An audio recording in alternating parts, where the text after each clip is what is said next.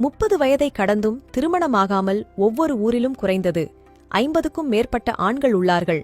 படித்ததில் வலித்தது. இதற்கு சொத்து மதிப்பே காரணம். அதாவது மாப்பிள்ளைக்கு அடிப்படை சொந்த வீடு அல்லது விவசாய தோட்டம் 2 ஏக்கருக்கு மேல் இருக்க வேண்டும்.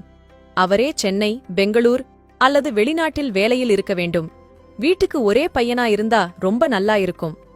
அப்புறம் இதெல்லாம் இருந்தாலும் தோற்றத்தில் திரைப்பட நடிகர்கள் விஜய், அஜித் அவர்கள் போல் இருக்க வேண்டும்.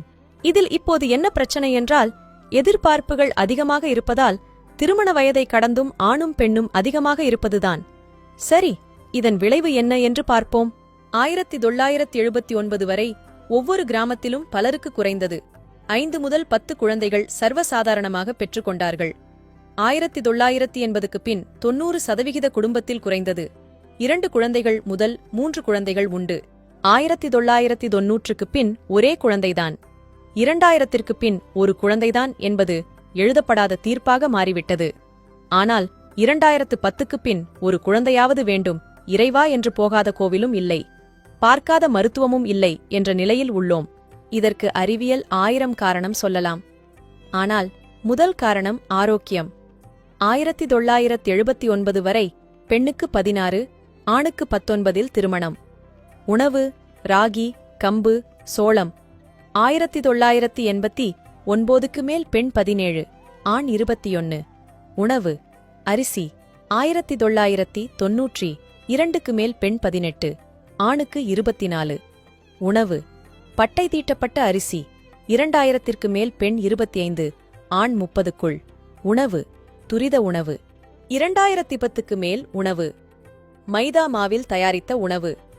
வெள்ளை சர்க்கரை பயன்பாடு அதிகம், தரம் குறைந்த எண்ணெய் என மனித இனம் நோய் மற்றும் மலட்டுத்தன்மையின் தாக்கத்தில் இருக்கிறோம். இந்நிலையில் 28க்கு மேல் 35 வரையில் பெண்கள் அதிகளவில் இருக்கிறார்கள். ஆண்கள் 30 முதல் 40 வயது வரை உள்ளார்கள். வசதிகள் வைத்து திருமணம் முடிக்கப்பட்டால் அது வியாபாரம். திருமணத்துக்கு முன் ஏழையாக இருந்து பிற்காலத்தில் பணம் புகழ்பெற்ற மனிதர்கள் ஏராளம்.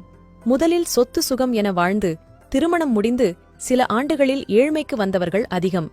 எனவே வரும் காலம் இப்படிதான் இருக்கும் என்று தீர்மானம் செய்யாமல் நல்லதை மட்டும் நினைத்து மனங்கள் பிடித்தால் மனம் செய்யலாம். இதை வெறும் தகவலாக படித்துவிட்டு போக வேண்டாம். தயவு செய்து கொஞ்சம் யோசித்துப் பாருங்கள். குடும்பம் என்பது எவ்வளவு முக்கியம். அதற்கு பணம் தேவைதான். ஆனால் பணத்தால் வாழ்க்கையை இழந்துவிடக்கூடாது. நல்லொழுக்கமுள்ள மாப்பிள்ளையா பெண்ணா என கண்டறிந்து மணமுடியுங்கள். படித்ததில் மனதில் பதிந்தது. அனைவருக்கும் பகிருங்கள். இதுபோல பயனுள்ள பதிவுகளுக்கு ஜே ஹெல்த் பக்கத்தை ஃபாலோ செய்யுங்கள். நன்றி.